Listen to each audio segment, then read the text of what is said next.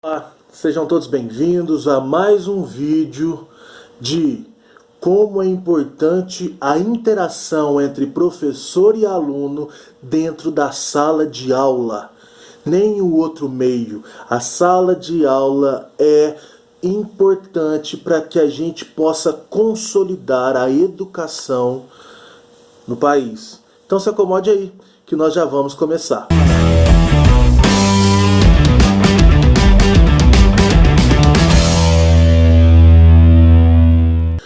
Olá, meus alunos de oitavo ano. Você que é meu aluno de oitavo ano e para você que também não é meu aluno, mas que está acompanhando essa aula. Hoje nós vamos fazer comentários sobre as atividades propostas pelo governo do estado de Minas Gerais, né, nessa semana, na terça-feira, que foi a proposta da atividade. Né? Nós não tivemos aula, videoaula de história, mas as atividades estavam lá para a gente debater sobre elas.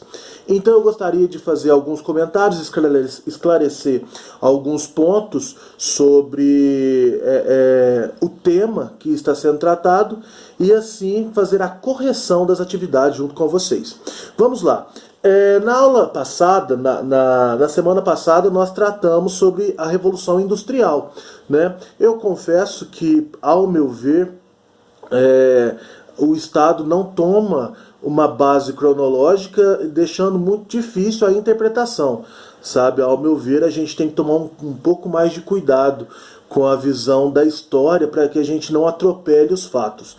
Mas se está proposto, nós vamos então discutir a respeito disso, mesmo discordando, ok? Vamos lá. Nessa semana, o foco da nossa aula foi a Revolução Inglesa, né?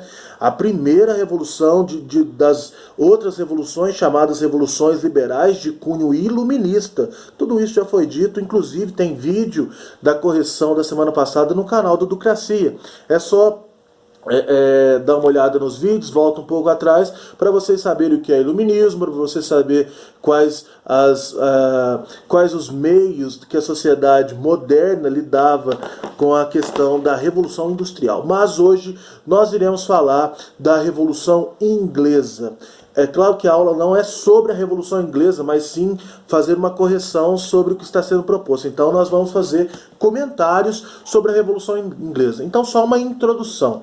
Vamos lá. A Revolução Inglesa, ela foi a primeira, né, das revoluções industriais que traz aí uma mudança no sistema político inglês, uma mudança muito, muito brusca no sistema político inglês, tirando o antigo regime, né, e colocando uma espécie de liberdade individual na população da Inglaterra. A Revolução Inglesa, ela tem vários patamares, né? Tem a Revolução Puritana, né? Nós temos ali a Guerra Civil entre os cabeças redondas liderados por Oliver Cromwell contra o governo de Carlos, né? Que era visto como um governo próximo do absolutismo ali, o Carlos I, filho do Jaime I, né? Ok, depois da Revolução Puritana nós vamos ter a Revolução Gloriosa, que tem esse nome por não ter derramamento de sangue, mas a Revolução Gloriosa que termina, culmina, chega no ponto de fazer a transformação do sistema político inglês. Né? A Revolução Inglesa ela é importantíssima para a gente tratar desse tema, pois antes da Revolução Inglesa, a Inglaterra tinha um sistema político monárquico, sim, e absolutista, lembra lá do Henrique VIII, né? Mas, depois da Revolução Inglesa, nós vamos ter um regime parlamentarista monárquico, né? Um regime, uma monarquia parlamentarista. Dudu, mas o que é isso? É isso que nós viemos fazer aqui hoje. Nós vamos comentar as atividades propostas sobre a Revolução Inglesa. Então vamos lá, eu vou colocar na tela para vocês as atividades para a gente então debater. Reparem, um pouco antes das atividades aí nós temos comentários, né? Mas vamos lá. A atividade 1 está falando que o legado da Revolução Gloriosa, né, o finalzinho ali da Revolução Inglesa de 1668, foi a declaração, uma declaração por direitos, declaração dos direitos chamada de Bill of Rights. que essa declaração tem a ver? Gente, a Bill of Rights, ela foi uma declaração que colocou fim no regime monárquico absolutista, né? Um regime onde somente o rei toma os posicionamentos políticos do país. Hoje a Inglaterra é uma monarquia parlamentarista e que não faz nada sem o consentimento e voto do parlamento, dos ministros do parlamento, né? Então, se vocês perceberem, a Inglaterra, além da rainha Elizabeth hoje, tem lá o primeiro-ministro, né, que cuida das questões absolutistas. A monarquia, através do tempo, ela acaba sendo uma questão mais simbólica. O simbolismo do poder está cravado na coroa da rainha, mas o que o governo, mesmo a política, a estrutura política, ela deve passar pelo parlamento. Então a Bill of Rights é isso. Ela decretou o fim de um governo absolutista na mão de um rei, né? E passou então a divisão dos poderes, passando tudo ali pelo parlamento. Isso é muito importante.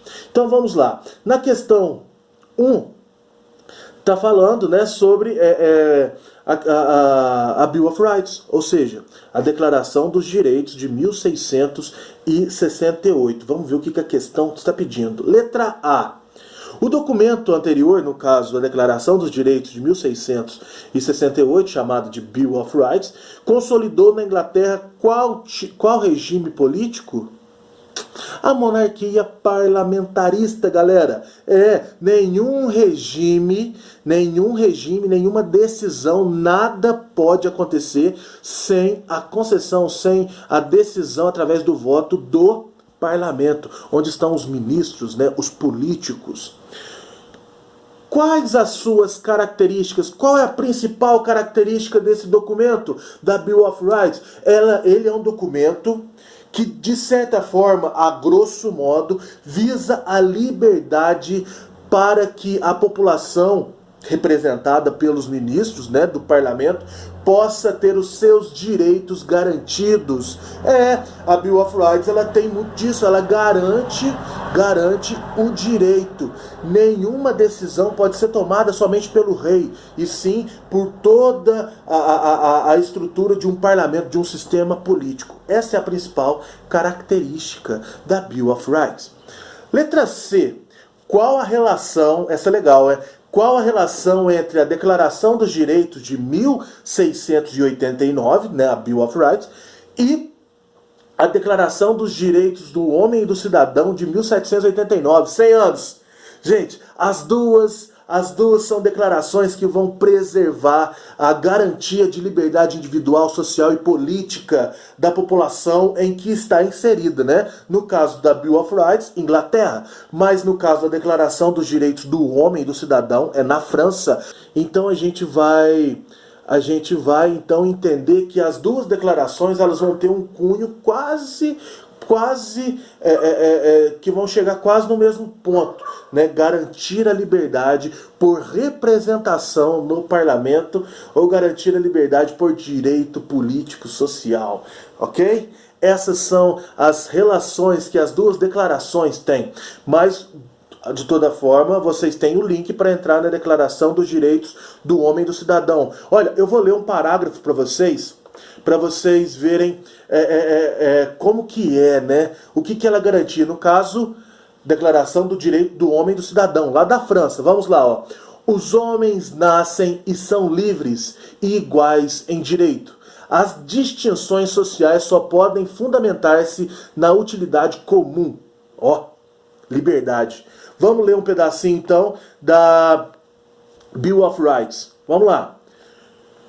Que o pretexto pode suspender as leis ou as execuções das leis pela autoridade régia, sem o consentimento do parlamento, é ilegal. Não se pode determinar nada sem o consentimento do parlamento. E o parlamento, gente, querendo ou não, é onde estão os políticos que representam a população, ok? Olha a igualdade das duas cartas, né?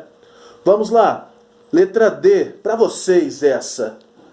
Você acha que no Brasil todos esses direitos contidos na declaração são respeitados? Justifique sua resposta. Pessoal, no Brasil nós temos liberdade. Hã? E a corrupção no Brasil? Hã? Ou seja, todo o direito de garantia pela liberdade é respeitado? Vamos pensar um pouco? Esta eu vou deixar para vocês, tá, meus alunos? E você que não é meu aluno também, deixa aí nos comentários, né? Vamos montar a nossa crítica, sempre uma crítica inteligente, tá, gente? Não vamos sair dizendo qualquer coisa, qualquer bobagem. Vamos ser pautados. Eu espero que vocês tenham gostado, tá? Até a próxima. Forte abraço. Saudade de todos vocês. Fiquem na paz.